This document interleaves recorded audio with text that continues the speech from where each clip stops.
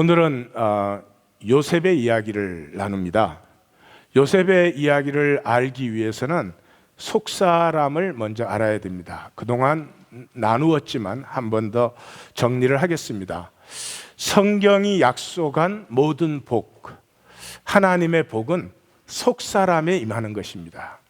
그래서 속사람이 아니면 이 하나님의 약속은 거짓말같이 느껴질 수밖에 없지요. 겉사람에게 임할 수 없는 것이니까. 자, 제가 이것을 또 이렇게 표현을 하겠습니다. 속사람이라고 할 때 우리 내면에 있는 나를 얘기하는 것이 아닙니다. 내면적 자아나 이런 것을 얘기하는 것이 아닙니다. 이 속사람이라고 할 때는 이 현상계가 아닌 영적 세계. 근데 영적 세계라는 말이 너무 안개처럼 그렇게 쓰여져서 제가 영적계라는 말을 피하고 실제계, 현상계의 표. 그 속사람은 실제계, 영적 세계를 얘기하는 것입니다. 그런데 우리는 그 세계를 전혀 모릅니다. 우리가 아는 것은 현상계입니다. 지금 우리가 알고 체험하고 만지고 이 모든 것은 현상계인데 이 현상계는 우리의 뇌, 브레인에서 나온 것입니다. 그동안 저를 따라오지 않은 사람에게 무슨 얘기인가 싶을 텐데 만약에 원하시면 홈페이지에 들어가서 나뎀 세미나를 다시 한번 들어보시면 돼요. 뇌에서 나온 것입니다. 뇌에서 이 모든 이 현상 세계를 우리가 이제 만들어서 그 현상 세계에 우리가 살고 있는데 이 현상 세계를 이루는 근간이 언어입니다. 언어. 그래서 간단합니다. 말이 없으면 생각이 안 됩니다. 자, 남편을 보는데 남편이라는 단어 없이 한번 생각을 하려고 해보세요. 생각이 안 됩니다. 생각이 멈추는 순간이 실제계가 열리는 순간이에요. 근데 우리는 이 언어를 멈추지 못해요. 이 언어는 이 뇌에서 나온 것이죠. 뇌에서 나온 이 언어 세계, 현상계를 만드는 근간이 시간과 공간입니다. 시간과 공간은 실제가 아니고 우리의 의식 속에 존재하는 것이죠. 그래서 가장 쉬운 예가 알츠하이머 병에 걸리면 뇌가 상해지면 시공의 의식이 파괴되기 시작합니다. 그래서 알츠하이머 증세가 있는 분은 자꾸 그래요. 부모님이 돌아가신 지 오래됐는데 그 부모님한테 가야 되는데 뭐 이래요.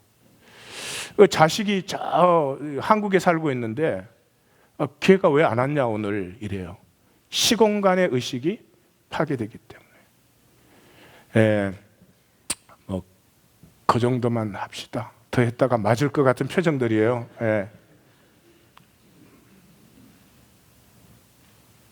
이 우리가 실제라고 느끼는 이 모든 것은 우리의 의식의 산물이다. 그 의식은 뇌에서 나오는 것이다. 그러므로 죽어서 내가 썩어질 때는 몽땅 없어지는 것이다. 그 정도는 아셔야 됩니다. 그리고 제가 이런 얘기를 드리는 것은 속사람은 실제계, 영적 세계이기 때문에 성도님들이 살아라 그런 얘기가 아닙니다. 제 설교를 살아라 이게 겉사람이 들을 때는 이제 그렇게 들리죠. 그러면 부담만 되죠. 아니요. 겉사람이 노력해가지고 사라질 수 있는 세계가 아닙니다. 그럼 왜 증거하나? 바라보라는 거죠. 그걸 보라는 거죠. 그 길밖에 없습니다. 예수님이 니고데모한테 이 현상계의 대표가 되는 사람한테 모세가 광야에서 뱀을 든 것 같이 인자도 들려야 하리라 그랬습니다. 그 민수기 얘기하죠? 민수기에 뭐라 그랬어요? 노뱀을 매에 달았어요. 본 사람은 나을 것이다. 본 사람은 나았더라 그랬죠. 봐야 됩니다. 보는 순간에 진짜로 보는 사람은 보는 순간에 생각이 스탑됩니다. 장미를 보는 순간에 생각이 멈춰야 장미라는 실제를 만나지. 이게 생각하고 있으면 이게 몇 불 주고 샀을까? 남편이 아내에게 꽃을 갖다 줬는데 아이고 그냥 콩나물이나 사오지 찌개하게 이러면 실제를 못 만나는 거예요.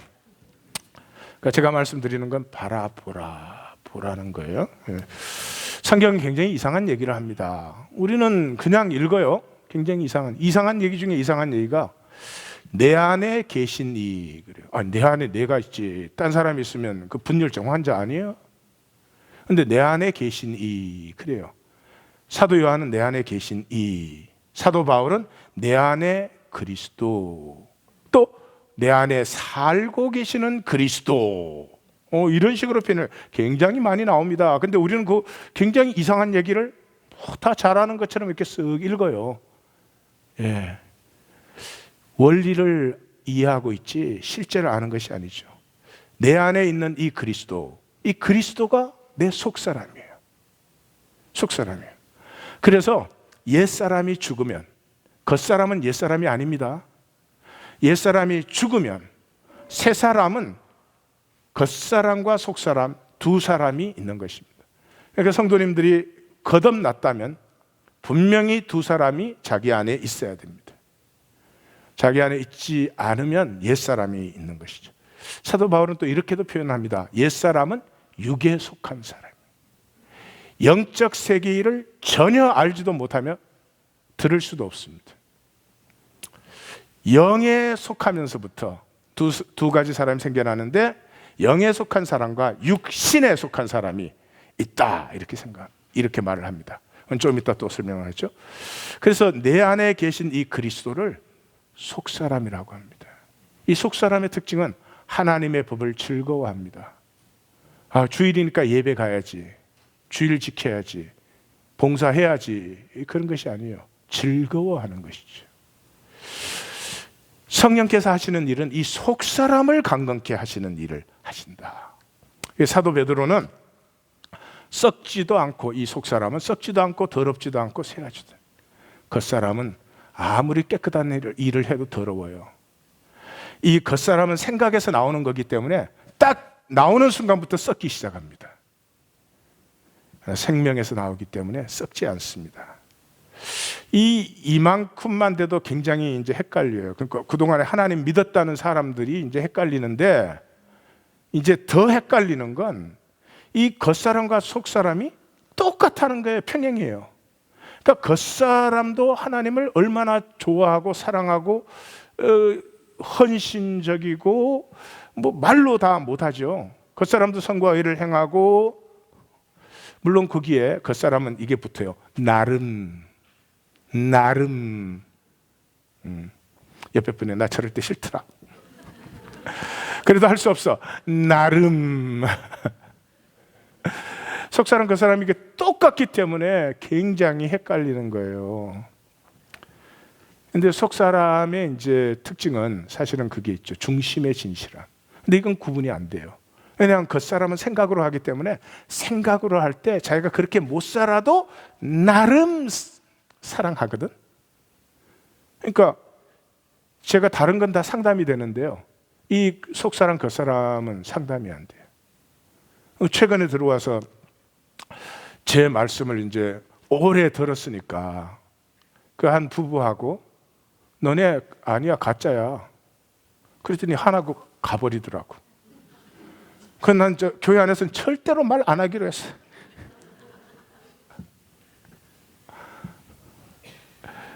제 말씀을 굉장히 오래 들은 그 교회 안에서 상당히 존경도 받고 누가 봐도 영적이라고 하는 장로님이, 제가 그 사람을 얘기하면 사람이 가버려요. 나 그렇게 사랑해요, 하나님. 나 정말 내 소원은 내가 하나님 닮는 거예요. 그래요. 그 생각이 그렇게 한다는 것과 자기 존재가 한다는 것에 이게 우리의 생각으로는 구분이 안 되기 때문에 이게 가장 어려운 시기에 들었어요. 제가 동역 기도를 좀 저하고 같이 합시다. 제가 이때까지 어떤 사역을 해도요, 제 기도 하나면은 성도님들이 같이 기도하면 좋지만 충분함을 느꼈습니다. 이제는 기도가 딸리는 걸 느껴요. 속사람이 피어날 때 아니면 마귀는 별로 상관할 일이 없습니다. 겉사람이 하면 더 도와주지, 더 도와주지. 그래서 거듭났으면 두 사람이 있어요. 이걸 사도 바울은 우리한테 가르쳐 주려고 굉장히 조심하는 것 같아요. 왜냐 그러면 내 안에, 내가 이제 거듭났으면 내 안에 그리스도가 살아요. 그런데 내 안에는 그리스도가 있는데 내 육체 가운데는 누가 살아요 지금? 나가 살아요. 그러니까 내 안에 사는 그리스도와 내 육체 가운데 사는 나, 두 사람이 있는 거예요. 옆에 분을 보면서 네가 그랬구나. 여러분, 그렇지, 이 세상적으로 얘기하면 한 사람 안에 두 사람이 있다면 테러블한 건데, This is good news. 정말 복된 것입니다. 두 사람이 있으면 반드시 갈등이 되죠. 왜냐 그러면 겉사람과 속사람은 실제로는 원하는 것도 다르고 목적도 다르고 다 다르기 때문에 이 갈등이 생겨날 수밖에 없어요. 그래서 제가 이제 이 겉사람과 속사람은 이 설명으로 되는 것도 아니고 설명을 할 수 있는 것도 아니고, 그러니까 그냥 어떻게 해요? 설교의 시간은 때워야 되니까 공돌이 출신인 저는 또 다이아그램을 그렸어요. 또 다이아그램을. 그래서 제일 첫 번째는 옛사람이에요. 이 옛사람은 그냥 육체 가운데 하나님이 창조하셨을 때 그 생명 씨앗, 저렇게 크게 제가 찍었지만은 눈에 안 보이죠. 겨자씨보다 작은 생명 씨앗이 있어요. 그 옛사람이에요. 근데 이 옛사람이 복음을 만나요. 복음을 만나요. 복음을 만난다는 건 교리를 배웠다는 것과 전혀 다릅니다. 복음을 만나면 교회가 피어나게, 속사람이 피어나니까 속사람은 하나 되거든요. 그러니까 사도 바울이 가서 복음을 증거하면 뭐 심지어는 며칠 복음을 전했는데 그게 교회가 쓰잖아요. 그 교회가 얼마나 강성한 교회가 썼어요. 지금 우리는 교회를 세우고 10년 동안 훈련, 세미나, 너무 교회는 세미나가 펠로브 세미나가 다 나와 이제.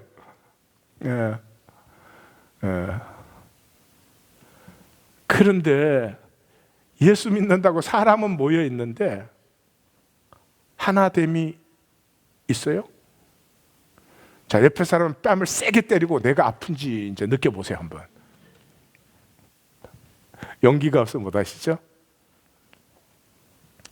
이게 이 복음을 종교화시켜 온 우리의 비극이에요. 우리가 핸들하기 쉽게, 우리 사정에 맞게, 우리의 형편에 부담스럽지 않게. 아니요. naked. 그냥 그 복음 자체, 싱싱한 복음은 가슴에 딱 붙이는 순간에 뭐가 일어나죠? 어찌할꼬. 왜 어찌할 거예요? 현상계의 저주를 만난 거예요. 본 거예요. 그게 열리는 거예요. 정신토록 땀 흘려 수고했는데 가시덤불과 엉겅퀴를 거두고 허무한 현상계의 저주를 딱 만나버렸기 때문에 무릎에 힘이 팍 빠지고 주저앉아요. 어찌할꼬. 이거는 성령의 역사예요. 우리에게서 나올 수가 없어요. 우리 성도님들이 조그만 잘못이 있어. 내가 이렇게, 야, 너 그렇게 하지 마 그랬어요. 그러면 내가 다시는 그렇게 안 해야지 이럴까요? 저하고 50년 왼수 될까요? 간증들을 신나게 하시는구만. 50년이 뭐야? 50년 2개월까지 용서를 안 할 거야. 아니, 그게 우리의 그냥 육체의 본성이에요. 부부 사이에도 잘못했다는 소리는 듣기 싫어. 그런데 내 존재 전체가 잘못됐다, 죄인이다. 죄인이라는 말은 목적, 방향, 몽땅 잘못됐다는 거예요. 내가 겉사람을 상담을 하면 그렇게 받아들이기 힘든 것이요, 이때까지 내가 살아온 삶 전체가 악하였다는 것을 인정해요. Which is true. 그러나 우리 중에 그걸 받아들일 사람 없어요. 나도 안 받아들여요. 이런 말씀 들었다고 또 친교실에서 나 만나가지고 목회 곧다우로 하지 마시오 이래봐. 여보, 내가 그냥 안 둘 거야 그냥.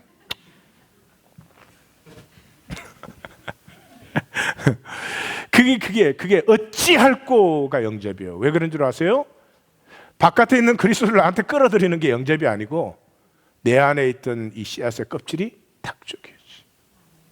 작지만 그리스도가 탁 피어나요. 그리스도가 피어나면은 그때부터 이제 갈등이 시작되는 거예요. 이 그리스도의 아름다움은 내가 그냥 본능적으로 아는 거예요. 배울 필요가 하나도 없어요. 근데 내 육체, 내 지체의 욕망은 내가 그대로 있잖아요. 그러니까 로마서 7장이 일어나는 거예요. 내가 원하는 바 선과 의는 행하지 않고 내가 원치 않는 죄와 악은 내가 살게 된다. 이게 복이에요. 이 갈등이 일어났다는 것은 첫째로 분명히 거듭남이 있는 거예요. 그 다음에 분명히 자람이 있는 거예요. 이 속사람에 대해서 이제 제일 많이 말씀하신 분들이 4세기의 교부들이에요. 그 교부들 중에는 그런 은사가 많았어요. 속사람을 보는 은사가. 근데 그분들의 말에 하면 이 속사람의 성장이 중단이 됩니다.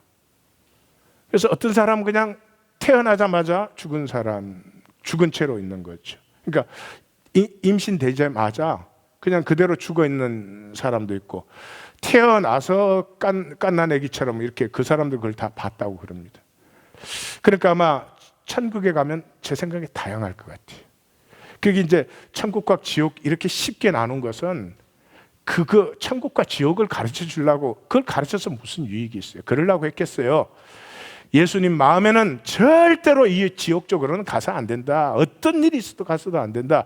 이 하나님의 영광을 누려야 된다. 그 말씀이죠. 그래서 이렇게 이분법으로 딱 나눌 수 있는 게 아니고, 이 현상계가 끝나고 실제계가 들어왔을 때는 이제 속사람이 전혀 없는 옛사람 그대로 텅 빈 허무의 사람도 있을 것이고, 속사람의 영광으로 충만한 사람도 있을 것이고, 십자가가 딱 피어나면 그때부터 내 지체 안에 있는 이 겉사람의 나는 온전치 못하지만 그 십자가를, 나를 사랑하사 나를 위하여 자기 몸을 버리신 하나님의 아들을 믿는 믿음 안에서 그것을 믿고자 하는 믿음이 피어나요. 그게 믿음이에요.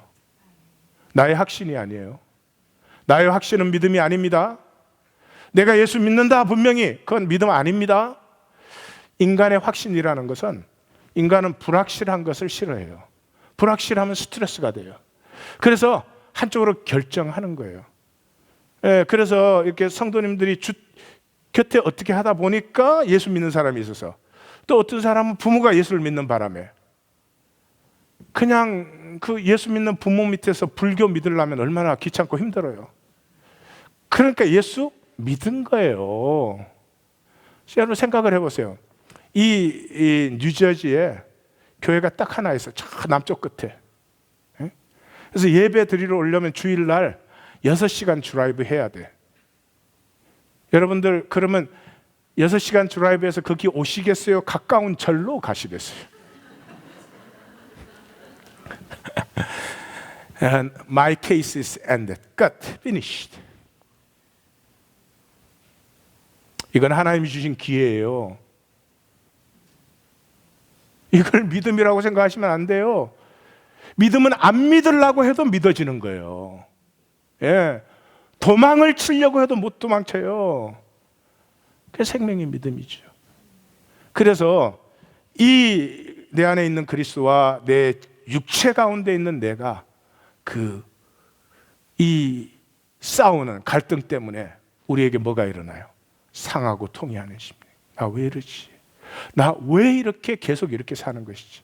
후회를 얘기하지 않습니다. 설교 들을 때 한번 생각나는 거 아닙니다. 존재 속에 갈등이 일어나는 것입니다. 내 발걸음을 돌리지 않을 수 없게끔 갈등이 일어나고 있는 것입니다. 로마서 7장을 읽어보십시오. 치열한 갈등입니다. 그 결론이 어디로 갑니까? 오라 나는 공고한 사람이로다. 이 사망의 몸에서 누가 나를 건져내리요? 거기에 도달했다는 것은 어마어마한 복이죠. 그래서 내가 살아갈수록 이 내 지체가 내 안에 계신 그리스도를 믿는 그 믿음 안에 자꾸 자라가게 됩니다. 그래서 성경이 이렇게 말합니다. 이 육체, 이 겉사람을 벗어버리는 게 아니고 이 속사람, 이 생명의 겉사람이 삼킨 바 되는 거예요. 그걸 사도 바울은 또 로마서에서는 이렇게 표현을 합니다. 내 안에 지체 속에 있는 내가 이제 그리스도가 점점점 뚜렷해지면서 그 사랑스러움에 점점 나를 빼앗기죠. 그래서 나의 삶을, 그 그리스도를 바라보는 나의 삶을 그리스도가 다 품어요. 잘 산 것만 품는 게 아니에요. 내가 죄 지을 때도 품어요. 내가 악할 때도 품어요. 근데 그걸 받아주세요. 왜 받아주시는 줄 아세요? 그 내 중심의 진실함. 내가 악을 행할 때도 이거 옛사람의 원함이 아닙니다. 이거 정말 이거 헷갈리는 거예요. 하여튼 내 안에 그리스도께서 임재하시기 시작하면서부터 그 그리스도를 향한 내 중심이 생기는 것입니다. 그래서 그 중심을 보시고 내가 잘못한 것까지 다 받아주십니다. 그렇게 받으신 그리스도는 내 악하고 죄악된 것은 다 씻어버리시고 내 중심의 진실만 자꾸 받아서 나를 그리스도가 잡아먹어서 이렇게 가득히 채워지죠. 그러면 끝에 나는 없어지고 그리스도만 남았나요? 그리스도가 다 잡수셨으니까. 아니라는 거지요. 내 중심을 받아서 그리스도는 내 안에서 쇠해 가시면서 나를 장성케 하셔서 끝에 가서 충만한 것은 내 속사람이 아니라 내 겉사람이에요. 그래서 내 겉사람 속에 속사람이 피어나는데 영광은 겉사람이 받아요. 그래서 창세기 50장에 가니까 요셉의 역사이지만 야곱의 장례식이 바로의 장래의 영광을 넘어서는 이유가 거기에 있다. 그래서 우리의 최종 약속은 이거예요. 우리의 낮은 몸을 그 영광의 몸으로 변화시킨다. 이것을 바라보는 거죠.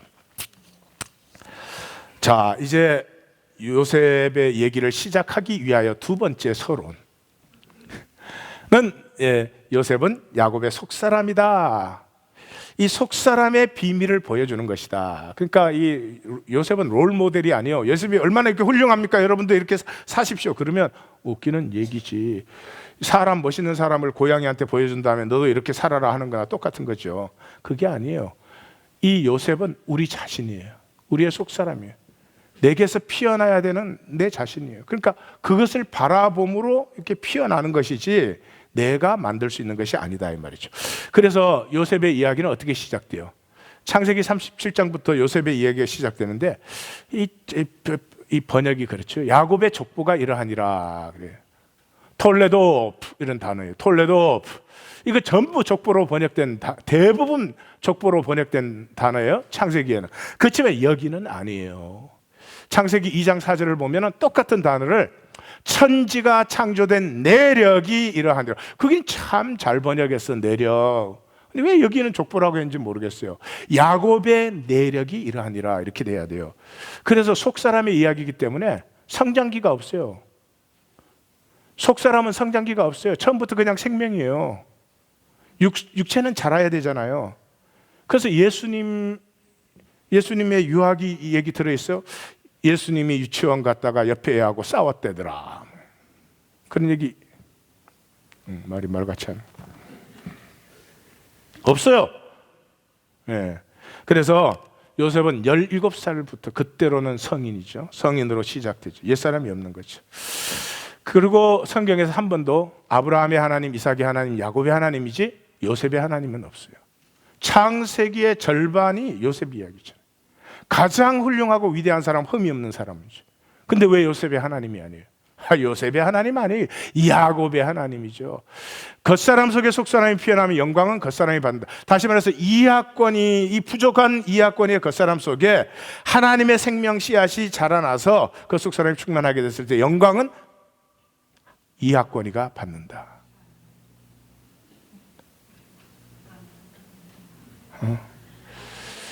다음 주부터는 우리 방언하지 않는 교회로 가자. 그리고 한 번도 요셉의 하나님이라고 나오지 않죠. 그리고 요셉을 믿음의 조상이라고 하지 않죠. 아브라함, 이삭, 야곱이죠. 그 다음에 12지파. 야곱이 12아들 중에 최고의 아들이 요셉 아니에요. 근데 12지파에 요셉이 있어요? 없어요. 므낫세와 에브라임이 들어가죠. 그 다음에 더 신기한 건 그 당시 애굽의 총리면은 요즘 미국 대통령을 능가하죠. 요즘 미국 대통령 불쌍하지 뭐. 오바마 그냥 오바마 케어 하나 통과시키려고 고생하는 걸 보면은 그것도 다 걸레 조각된 걸 통과시켜 갖고 그나마 또 없애겠다고들 난리지. 그 당시 애굽의 총리는요, 오바마 케어 그러면 다 끝나는 거야. 비교가 안 돼요. 그런데 그 요셉이 스펙이 있어요. 스펙. 아니 총리 되려면 스펙이 필요하지. 은혜도 좋고 뭐도 좋지만 아무나 총리를 해서는 안 되죠. 근데 요셉은 스펙이 있어요, 없어요? 없어요. 그러니까 스펙이 좋으면 스펙을 한번 살아보세요. 근데 스펙이 시원찮다 그러면 속 사람으로 사세요. 존말할 때 옆에 분이 그러세요. 예, 넌 속 사람으로 살아야 되겠다. 예. 이 속사람의 캐릭터는 as is. 제가 작년 가족 수련회 갔다 와서 한동안 as is 훈련을 좀 시켜드렸죠. 근데 해봐야 소용이 없어. 이 as is를 또 겉사람이 다 훈련을 하니까. 그래서 중간에 간뒀어요. 속사람을 한 다음에 as is를 다시 해야 되겠구나. 제가 이제 그렇게 가슴에 기도만 하고 있죠. as is. 다른 말로 하면 순전함이에요. 예수님이 이걸 어린아이 같아 이렇게 했어요. 어린아이 같아. 그러니까 is, is not, is not. 그런 거예요. 그래서 이 뭐 어린아이 같으니까 그래요. 그 형들이 잘못해 비라와 실바의 아들들이 잘못하니까 그 아버지한테 얘기했다 그러잖아요. 그걸 고자질했다 그런 사람. 고자질이 아니에요. 그냥 그대로 얘기하는 거예요. 그 꿈 이야기 보면 알잖아요. 꿈 이야기에 형들의 곡식단이 내게 절하더라. 이 고자질 할 정도 사람이면 그렇게 얘기 안 해요. 예, 그 해봐야 미움만 받지. 두 번째는 해달 별이 다 내게 절하더라. 그러니까 아버지가 나까지 니한테 절하나 이놈아? 아니 이놈아는 성경에 없어요 그냥. 예. 그대로 as is. 이 속사람의 능력이에요. 속사람은 as is로 얘기를 해도 상처도 되지 않고 그 원한도 되지 않아요. 그 꿈에서 갈 때 이제 결정적으로 나타나잖아요. 그 떡관원은 꿈을 딱 꿨는데 사흘 만에 죽는 꿈이잖아요. 그러면 어떻게 그 꿈을 얘기할 수 있어요? 좀 완곡하게 얘기해야 되잖아요. 근데 요즘 그냥 너 3일 후에 죽는 거야 그래요. 이게 속사람이지. 그와 동시에 한과 탓이 없어요. 일찍 엄마를 여였고요. 자기를 미워하는 이복 형제들 간에 자라났어요. 그리고 계모들 밑에서. 이거 한이 많은 사람입니다. 겉사람은 찌들은 사람일 거예요. 한과 원에. 그런 게 없어요. 이 꿈을 해석할 때도요, 뭐 연구하고 기도하고 그러는 게 아니에요. 하나님과 그냥 직통해요. 직통한다는 걸 오해하시면 안 되는데, 이 속사람은 항상 하나님과 연결되고 통하고 있기 때문에 그냥 알아요. 나 이런 건 더 안다 이런 것도 없잖아요. 그냥 그런 것이지 뭐. 자, 그러면 지금부터 요셉의 이야기로 들어가겠습니다. 옆에 분에게 여봐 깨 설교 시작한대. 자, 지금부터 요셉의 여정을 지나가는데요, 이게 엄청난 분량이기 때문에 오늘도 광속으로. 지난주에 야곱 얘기도 우리가 광속으로 지났잖아요. 그 좀 이 광 목사하고 광 성도가 만나니까 무슨 광자일까요? 이게 광속으로 나가겠습니다. 자, 제가 자세히 설명 안 해도 여러분들 아실 걸로 확신해요. 자, 속사람의 역사는 꿈에서 시작됩니다. 꿈. 이 꿈은 브레인이 꾼 꿈이 아닙니다. 시간 지나면 잊혀지는 그런 꿈이 아니고요, 존재의 꿈이에요. 본성적 나예요. 그래서 이 꿈이 피어난 사람은 다른 사람은 어떤지 모르겠어요. 저는 그런 게 있어요. 어느 날 바람 부는데 이렇게 딱 서 있으면요, 딱 알아요. 내가 여기 있어서는 안 되는데, 어디론가 가야 되는데 왜 나는 지금 여기에 이런 모습으로 여기에 있을까? 탁 느끼지. 이 자리 얼마나 잘 가꿨냐, 금딱지 얼마나 붙였냐, 이 자리에 차이나 얼마나 비싼 거 갖다 놨느냐, 장롱 얼마나 비싼 거 뜨악스럽죠. 이 꿈이 있는 사람의 특징은 우리가 삶의 전부라고 생각되는 걸 보면 뜨악스러워요. 내가 왜 저런 걸로 살지? 무엇보다 내 자신이 뜨악스러워요. 나 왜 이러고 살고 있지? 이게 정말로 내가 원하는 것인가? 뜨악스러워요. 꿈이 없는 사람은 상황이 전부예요. 어쩔 수가 없어요. 그냥 이 상황에 어떻게 하면 좀 더 잘 만들어내나, 어떻게 하면 남보다 성공 잘하나, 어떻게 하면 남에게 무시 안 당하나, I don't know, whatever it is. 그게 전부예요. 그래서 성경 말씀이 뭐라고 해요? 성령이 임하시면, 그게 뭐예요? 옛사람이 죽고 새사람이 피어나는. 성령이 임하시면 제일 먼저 하는 건 꿈을 꾸게 돼요. 예언, 환상, 꿈, 표현만 다르다 꿈을 얘기하는 거죠. 꿈. 이게 무슨 나 총리 돼야 되겠다 이런 꿈이 아니에요. 요셉의 얘기의 결론은 총리에 있는 게 절대로 아니에요. 총리는 지나가는 과정이죠. 그 목적을 위해서. 이 꿈이 있는 사람에게는 도전이 옵니다. 반드시 도전이 옵니다. 그 꿈이 어떻게 되나 보자. 형제들이 그러잖아요. 이 겉사람의 특징은 복잡해요. 아무것도 아닌 것도 복잡해요. 말 한마디를 들어도 복잡하게 생각을 해. 처치하려면 처치하면 되는데 죽이자, 구덩이에 넣자, 팔자 난리가 나는 거야. 그리고 그 형들은 말이죠, 요셉이 처음 만났을 때 용서했거든. 근데 아버지 야곱이 죽은 다음에 그러면 17년이 흐른 거예요. 17년. 바로를 만날 때 130세, 147세에 죽었으니 17년이 흘렀어요. 요셉은 용서하고 17년이 지났는데 그 형제들은, 겉사람은 용서받은 적이 없죠. 겉사람의 특징은 지나가지 못해요. 지나가지 못해요. 다 움켜쥐고 있어요. 그래가지고 50장 제일 마지막에 보면 이렇게 얘기해요. 당신의 아버지의 하나님의 종들인 우리 죄를 이제 용서하소서. 뉴저지에 그런 목사님 계시다며요. 내가 그 기도하려고, 마음 먹으려고, 생각하려고, 작정하려고, 기도하려고 그랬는데 그런 분이 있다며요. 혹시 아세요? 그 사람의 특징은 복잡스러워. 바람도 불고 햇볕도 쬐고 나는 내 길을 가요. 내가 가는 게 아니야. 꿈에 이끌림을 받는 거지. 이 고난이 시작되면 시험이 옵니다. 시험은 아무나 받는 게 아니에요. 권세가 있는 사람만 시험을 합니다. 권세 없는 사람은 시험할 게 없지. 시험에 들까 봐 보호해줘. 미스터 마께서 39장 딱 시작되자마자 뭐라 그래요? 여호와께서 요셉과 함께 하시니 형통했다. 함께 하시니 형통했다. 이게 4번 앞, 뒤로 나오잖아요. 형통했다는 말이 뭐예요? 무슨 권세가 있다는 거죠? 다스림의 권세가 있다는 거죠. 그러니까 요셉의 손에 위탁되면은 그냥 복이 그 소유에 다 미치는 거예요. 우리 부모님들 속사람의 권세로 말미암아 자녀가 복되시기를 축원합니다. 세상 것으로 축복하려고 상처 주고 저주하고 그러지 마시고 제발 좀. 이놈의 시대는 말이죠, 이 겉사람밖에 없잖아요.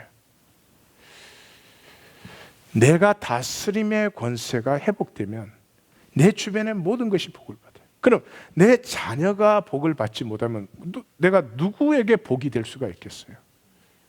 이 다스림의 권세가 있어요. 그래서 보디발의 집에 있든지 감옥에 들어가든지 다 맡겼다, 위탁했다. 요셉이 맡은 것은 다 복이 충만해서 간섭지 아니한다, 살펴보지 아니한다 이렇게 나오죠. 예, 그 권세가 있을 때 시험이 오는 거죠. 그래서 뭐예요? 요셉은 두말할 것도 없이 용모가 빼어나고 아름다웠다. 이 외모가 아름다웠다 그런 얘기가 아니죠. 속 사람은 매력이 있어요. 예수님이 자라나시니까 하나님과 사람들 앞에 1. 징그러워져 가더라. 1. 느끼해져 가더라. 3. 사랑스러워져 가더라. 그런 거죠. 이 끌리는 게 있는 거죠. 그러니까 그 집 아줌마가 눈짓을 했대요. 동침하자고. 그러니까 오늘 본문의 가장 첫 번째 중요한 영적 교훈은 아줌마의 눈짓을 경계하자 이런 거예요. 예, 그랬더니 요셉이 딱 그랬대잖아요. 세 가지로 딱 표현하잖아요. 첫째, 나를 신뢰하는 주인을 배신할 수 없다. 두 번째, 이건 불의한 것이다. 세 번째, more than anything, 내가 하나님께 죄를 얻을 수 없다. 멋있죠, 그죠? 예, 이건 속 사람 얘기예요. 겉사람은 이런 사람이 없어요.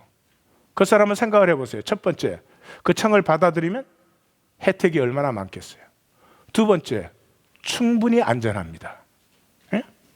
세 번째, 거절할 경우에 더 위험합니다. 겉사람은 절대로 이렇게 못합니다. 근데 요셉은 속사람이니까 당연히 거절을 하죠. 그랬더니 그 아줌씨가 날마다 청했대요.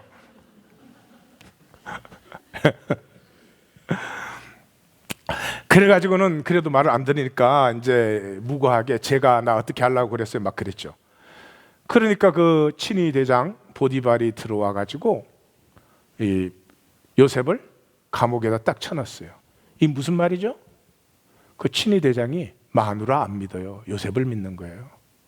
만약에 그 아내의 말을 믿었다면 그 당시에는 그 자리에서 죽이죠. 그 다음 숨 쉴 수 있는 기회가 없어요. 그냥 죽이는 거예요. 근데 이 요셉을 옥에다 넣었어요. 어느 옥에다? 왕의 옥에다 넣어줬어요. 그럼 뭐 한 거죠? 보호해 준 거죠. 예, 보호해 준 거죠. 그 왕의 옥에 들어갔더니 갑자기 술관원과 떡관원 바로의 좌우 날개가 감옥에 들어왔어요. 세상에 어떻게 이런 일이 있을까요?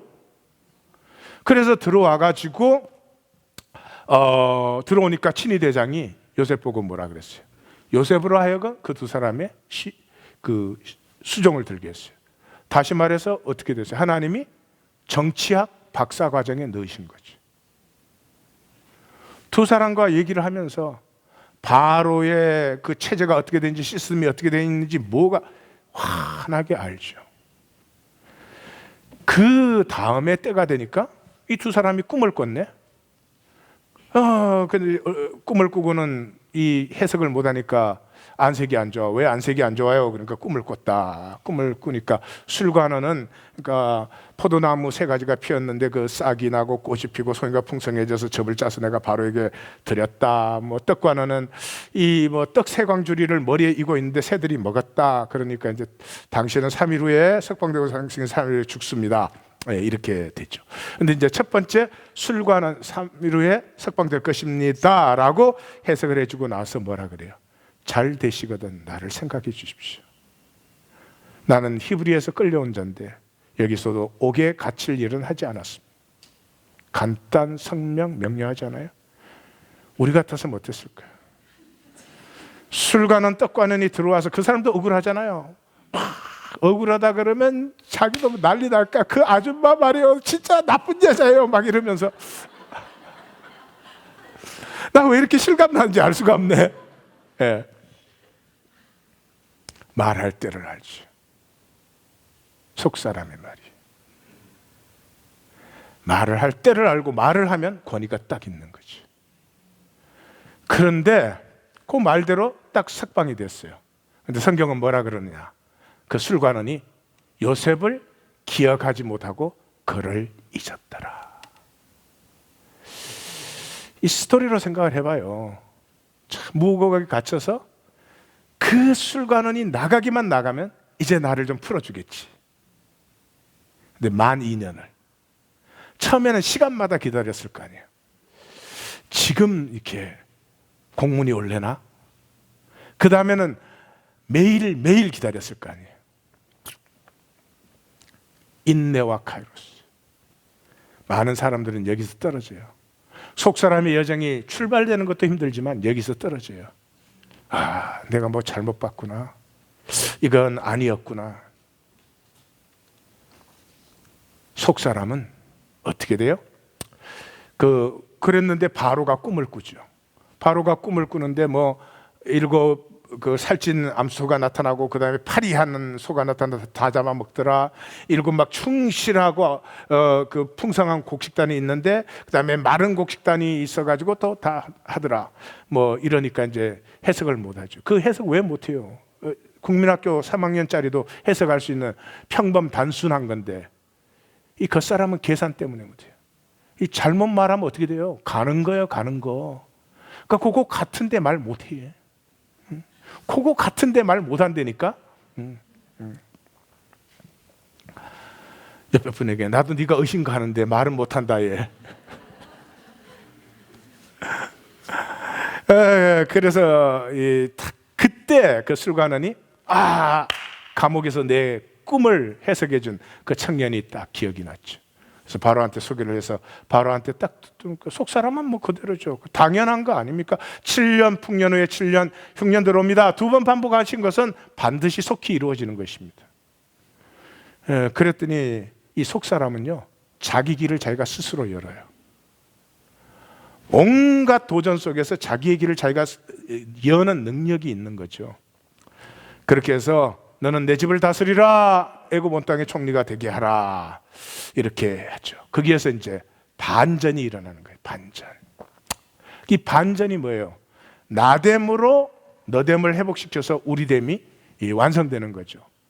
나됨은 뭐예요? 총리 대신이 되고 아들을 낳았어요. 첫째는 므낫세, 잊어버렸다. 둘째는 에브라임, 내가 이 땅에서 번성한다. 지난 일은 지나고 현재는 약속의 그 풍성함을 누리고. 저를 따라해 주십시오. 지난 일은 지났다. 현재는 하나님의 약속을 누린다. 이게 속사람이에요, 속사람. 겉사람은 익sek들이 반대로 해요. 절대로 지난 일을 못 지나. 절대로 지난 일을 못 지나. 다 붙들어지고 난리야. 그리고 지금은 하나님의 약속을 안 누려. 그게 뭐 어쩔 수가 없어. 그런 거예요, 그냥. 그래서 여기에 이 스토리는 잘 아시죠? 그 7년 흉년이 드니까 이제 형제들이 곡식사로 내려왔죠. 내려오니까 이제 그 요셉이 넌 정탐꾼이야 뭐 이렇게 일부러 걸어 가지고 막 잡아 가두고 가서 뭐 동생 데리고 와 뭐 이런 걸 합니다. 그 목회자가 성경을 잘 모를 때는 뭐 그렇게 합니다. 뭐 이렇게 끝나는 거예요. 자, 그러면 여기서 생각을 해보세요. 그 형들을 만났을 때 요셉이 왜 바로 용서를 안 했을까요? 형 나야, 걱정하지 마. 이게 다 하나님의 역사였어요. 왜 그렇게 안 했을까요? 왜 속사람이 이런 술수를 쓰고 있을까? 응? 뭐 감옥에 갇히고 뭐 시몬 가두어 놓고 왜 이런 술수를 쓸까? 에? 어차피 대답 안 할 거니까 그냥 내가 하고 말해. 요셉이 만약에 그냥 용서했으면 형제들은 참회할 기회가 없어집니다. 두 번째, 끝까지 불안합니다. 저게 용서했다는데 끝까지 불안합니다. 세 번째, 총리 이용해 먹으려고 하지. 내 동생이 총리인데 말이야, 내가 잘 봐줄 테니까 봉투 갖고 와. 뉴저지에 봉투 갖고 와 그런 목사 있다 그러더라고요. 그래서 그 과정에서 자기들의 죄를 직면하게 하죠. 직면하게 하니까 42장 21절에 있습니다. 직면하니까 그들이 서로 말할 때 우리가 아우에게 죄 짓지 않았냐? 그가 액을 할 때 우리 그걸 돌아보지 하지 않았느냐? 그러므로 우리가 마땅히 받을 것을, 우리가 나오죠. 우리가. 이게 어떤 형제들이었어요? 비라와 실바의 아들들은 여종의 아들들이라고 차별받았죠. 그래서 또 따로 놀았죠. 그 다음에 르우벤과 시몬과 레이는 자기들이 큰 마누라의 아들, 적자, 서자가 아니라 적자라고. 르우벤은 아버지 침상에 올라가고 시몬과 레이는 살인하고, 유다는 어떻게 했어요? 동생 팔아먹은 다음에 그 갈등, 그 다음에 이게 하나님 믿는다고 하는 집안 꼬라지 다 속이고 악하고, 그래서 떠났죠. 떠나는데 핵심이 뭐였어요? 아버지를 아프게 하려고. 아버지, 그 가짜는 신앙으로 그냥 가족을 묶어놓고 말이지, 그리고 하는 것은 제대로 하는 건 아무것도 없으면서. 그래서 떠나서 어떻게 해요? 이방 여자 만나가지고 이방 여자와 자식 낳잖아요. 이거는 묵상에 나오니까 자세히 읽어보시면 더 분명하게 볼 수 있을 거예요. 콩가루 집안, 콩가루 집안. 그러니까 그들이 죄를 직면할 수밖에 없는 그 자리에 왔을 때 우리가 악하도다. 러벤이 그의 핏값을 우리가 치르는 것이다 그랬죠. 여기서는 좀 더 빨리 가야 되겠네요, 시간상. 그래서 인간은 마지막까지 숨기는 게 죄입니다. 교회 나와서 여러분들의 죄를 여십니까? 여러분들의 죄를 여셨습니까? 교회가 아니라 교회 할아버지를 나가도 죄는 열지 않습니다. 딱 숨기고 있습니다. 하나님이 사랑하는 사람은 막다른 골목에 마주치게 합니다. 더 이상 내가 조종할 수 없을 때, 더 이상 내가 내 마음대로 할 수 없을 때가 돼야 대개 인간은 비로소 내 죄를 고백합니다. 어찌할꼬. 우리의 속사람을 여시는 하나님의 섭리이죠. 그렇게 해서 이제 가져온 곡식을 다 먹었는데 또 가야 되는데 베냐민 데리고 오라 그랬으니까 못 가죠. 못 가니까 이제 그 아버지 옥신각신 해가지고 유다가 아버지 내가 담보가 됩니다. 그러니 지금 그 곡식 가지러 베냐민과 갑시다. 갔으면 우리 다 사는데 만약에 베냐민 때문에 우리 안 가면 우리 여기 다 죽지 않습니까? 아버지 허락하셨으면 2번이나 갔다 왔겠는데 그래가지고 할 수 없이 베냐민을 데리고 내려가게 하지요. 베냐민을 데리고 내려가니까 요셉이 그 베냐민을 보고 정을 억제하지 못하고 울지요. 그래서 형제들을 그 집으로 불러서 그때 집에서 이렇게 딱 잔치자리를 불러서 형제들을 앉혔는데 형제들을 나이대로 쭉 앉힌단 말이에요. 그러니까 이상하게 생각했더라. 우리 나이를 어떻게 알지? 누가 형이고 동생을 어떻게 알지? 이상하게 생각했더라 그래요. 잘 먹인 다음에 풍성한 양식을 줘가지고 다 돈도 가득 넣어주고 그 다음에 베냐민의 자루에 은잔을 넣어줬죠. 그리고 올라가는데 딱 잡아가지고 내 왜 은잔을 훔쳐갔어? 그러니까 속 사람도 못된 짓을 하는 거죠. 그 옆에 분에게 말하세요. 내가 그래서 못된 점이 있나 봐. 네. 딱 잡아와서 이제 베냐민은 못 간다 이러니까 여기에 유다의 중보가 나오죠. 유다의 중보가. 이 겉사람은요 유다처럼 집 못 나갑니다. 그럭저럭 편하게 살면 돼요. 하나님 믿는다고 그러면서 이 꼬라지가 콩가루 집안에 아무 일도 없는 척 그렇게 못 있어요. 뛰쳐나가는 거죠. 뛰쳐나가서 뭐 하고 있어요? 하나님께 대항하고 있는 거예요. 하나님께. 당신 그렇게 잘났으면 한번 해봐. 아버지의 가슴을 쪼개고 하나님의 가슴을 쪼갠 유다. 그 유다가 돌아왔을 때 이 긴 중보는 가슴 절절히 눈물이 흐릅니다. 간단하게 말하면 그것입니다. 내 아버지의 생명과 이 아이의 생명이 하나로 연결되어 있습니다. 이 아이 데려가지 않으면 우리 아버지는 슬픔 속에서 죽게 됩니다. 나는 아버지를 또다시 죽일 수는 없습니다.